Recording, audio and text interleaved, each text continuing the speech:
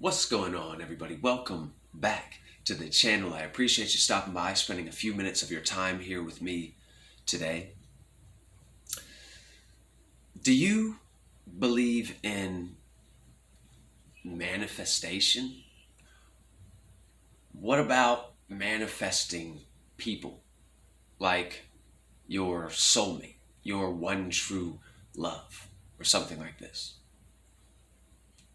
The reason why I'm asking you is because I sort of feel this way about my wife. I sort of feel like I manifested her into my life or something like this. Like I earned this love or something like this. And so I kind of wanted to tell you why I feel like that, like how it happened. And just see if like any of you have similar experiences or something like this. And hopefully this will maybe help somebody. Hopefully that this all makes sense, right? But so the relationship I was in before I was with my wife was not a healthy one. It was not very long lasting. It only lasted about 3 months, but it took a real emotional and mental toll on me, right? And I would say even a spiritual toll on me. Like it ended so badly that I had determined for myself that I had absolutely no idea what I needed or what I wanted as far as the department of love and romance is concerned, right?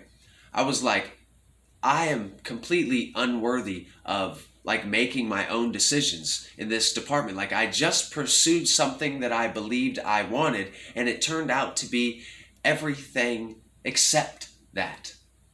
You see what I'm saying? So I sort of made a vow to myself in the moment that I was not going to pursue this anymore. I sort of prayed, if I'm being honest with you, I prayed to God, to the universe, and I was like, look, dude, I'm so totally unworthy of this. I'm so irresponsible in my own love life. I don't know what I want and I don't know what I need. So I'm sort of relinquishing all of my own personal authority over this area of my life. And I'm sort of leaving it up to you. So I'm not going to pursue this. You bring it to me. If it is meant for me, then you give it to me and make it be known to me. Like make it to where I know that this is it, that this is the person that I deserve and that deserves me in this way, right? So I sort of did this, and I stuck to this commitment for like 6 months. And this commitment that I'm saying is like, I did not pursue anything other than a friendship with anyone. I had no sexual contact at all, period. I did not masturbate. I stopped watching pornography. I was more focusing on myself. I was creating a lot more. I was creating a lot of music and getting in touch with myself, getting in touch with my emotions. But at the same time, it was like this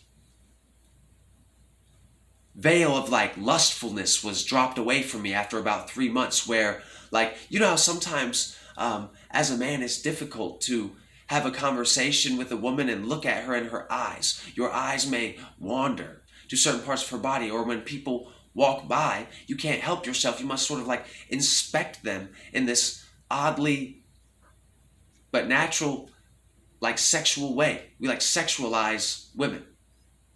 And so a lot of this is because we've been over sexualized. Like I think they say that like 1 in 3 men say they have an addiction to pornography or something like this. So like this is like a virus or something that's running rampant with men or something like this. But so after a while of me not doing this, of like just not engaging in any form of like sexual activity or sexuality or something, I lost this like lustful way of viewing women. And so now I was able to have conversations with women, looking them in their eyes. And I actually made real friends with women. And if you've never actually experienced that, it's a beautiful thing to have a friend who is a woman as a man, you know, like an actual trusted friend with nothing else going on, you know, and not even the thought of that going on. That's a beautiful thing. And I would encourage you to like attempt to get there if you're not there now, right? To be able to see women as your equal, not an object or something like this. So that's what happened to me.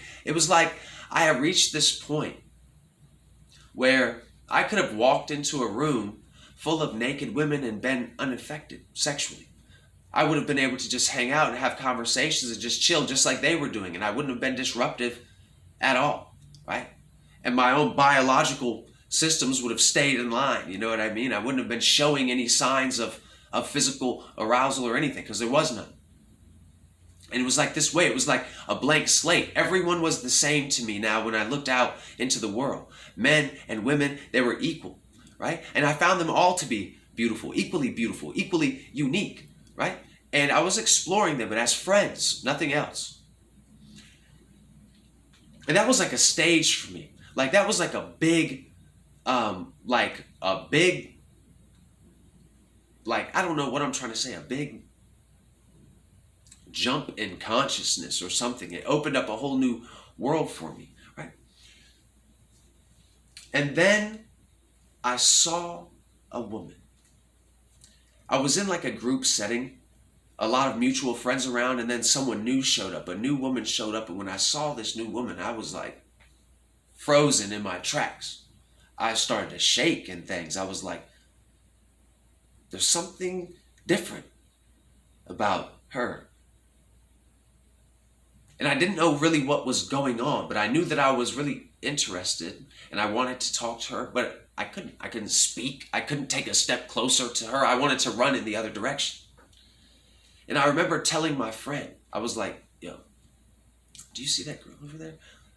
Like, do you know who that is? Like, I'm interested in her. I really like her. I want to talk to her, but I can't, bro. Like, I'm nervous. I don't know why I'm nervous. Like, I don't know what to say or whatever. And he was like, oh, well, look, man, we're all going out to eat afterwards, so why don't you just invite her to come with us, you know?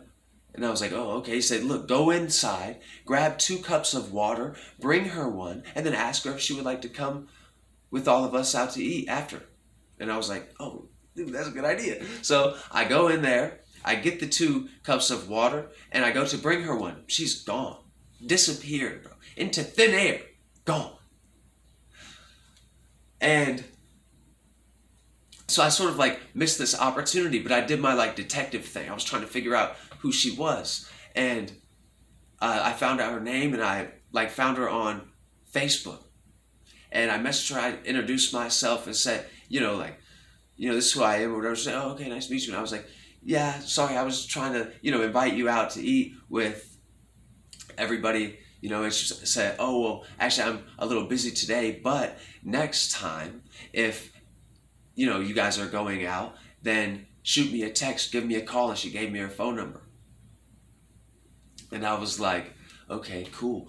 And so now, like, every time I was with my friend, I was like, hey, when's the next time we're going out to do something? You know what I mean? And so eventually they were like, hey, we're going to see a movie, man. You want to come? And I was like, yeah, do you mind if I invite Casey? They're like, no, yeah, invite her, whatever. They know her too, like we're mutual friends. So I sent her a text. I told her we're going to see this movie. It was a movie called Let's Be Cops. It's like a good comedy movie.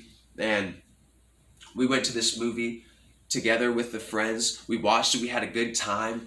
And after we went to that movie, Casey and I were inseparable. We were together every day, every spare moment that we had, we were together, talking, getting to know each other, right?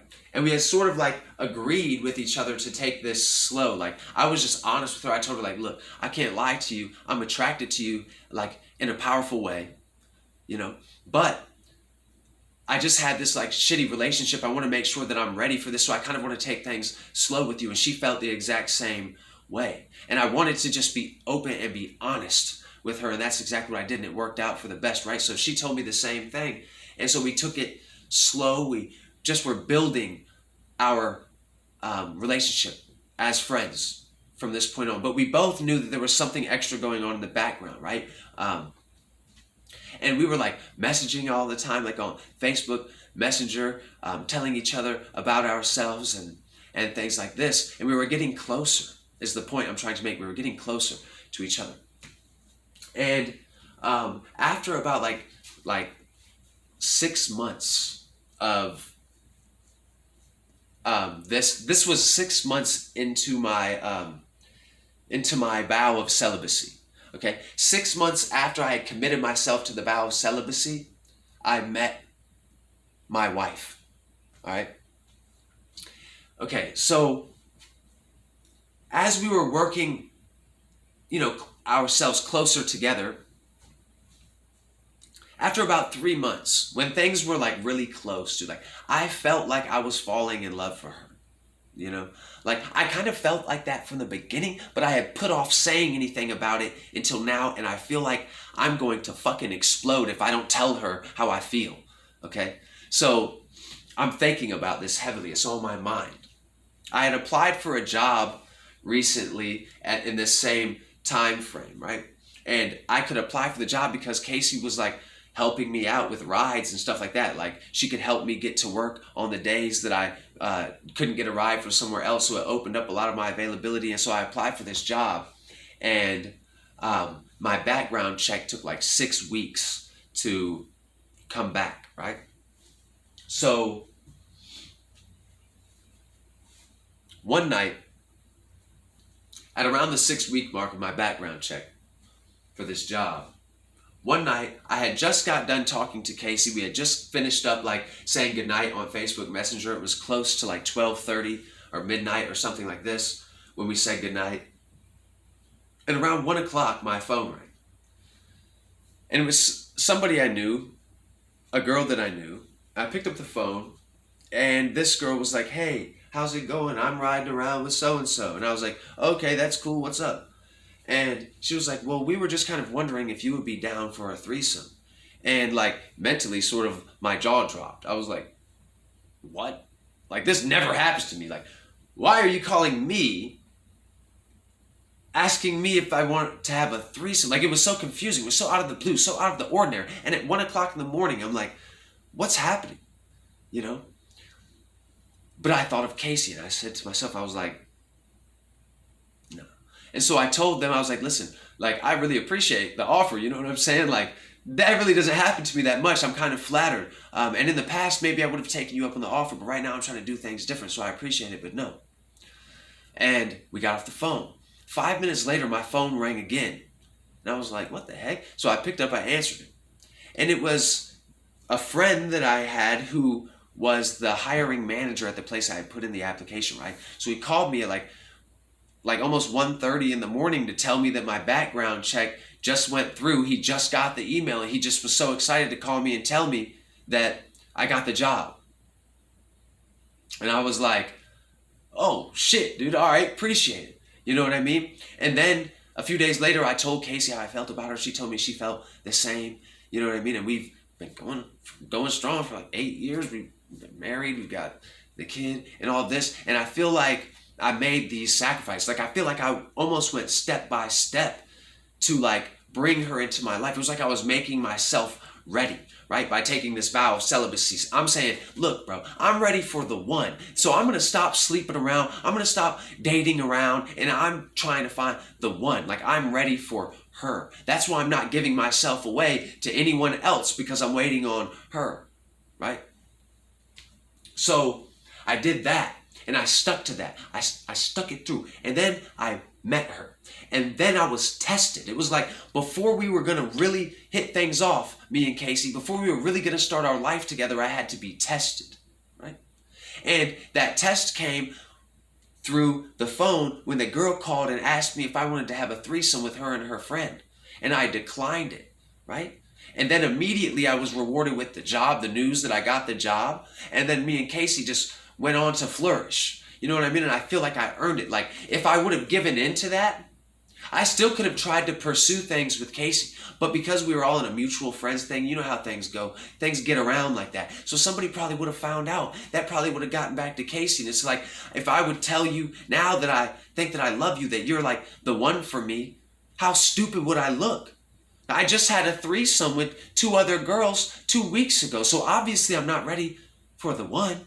You know what I mean? So I made these sacrifices. I was tested and it all paid off for me. And I just kind of wanted to share that with you. I was thinking about it. It's very strange. It seems oddly mysterious and like magical to me how it happened. Like I feel like I manifested an angel into my life or something like that, man. But anyway, until next time, I hope you continue to free your mind.